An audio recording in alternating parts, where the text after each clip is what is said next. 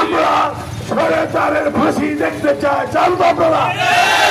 তাহলে অবিলম্বে যাদের বিরুদ্ধে মামলা শুরু হয়েছে অনতিবিলম্বে তাদের ফাঁসির কার্যকরের ব্যবস্থা করা হোক।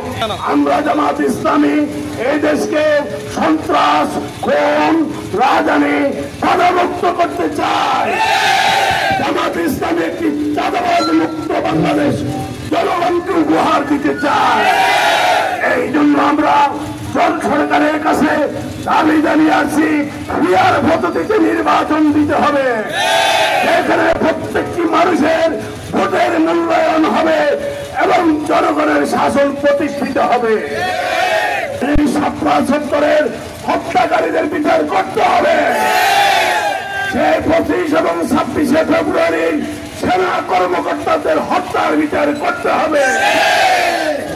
আগামী নির্বাচনে গত 19 জুলাই ৭ দফা দাবিতে যে সোহরা হত্যাদের সমাবেশ হয়েছিল, সেই ৭ দফা বাস্তবায়ন করা ছাড়া কোন নির্বাচনে বাংলার জমিনে হবে না।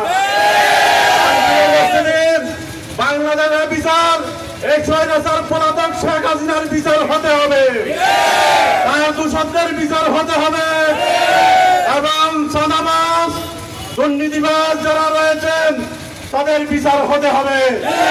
লক্ষ লক্ষ কোটি টাকা যাইগুলো পাচার করেছে ওই টাকা ফিরিয়ে আনতে হবে।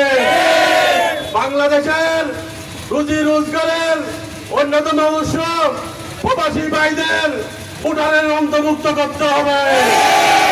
প্রিয় উপস্থিতি, আমরা পিআর পদ্ধতির মাধ্যমে একটা সুষ্ঠু বেশিরভাগ মুক্ত নির্বাচন চাই।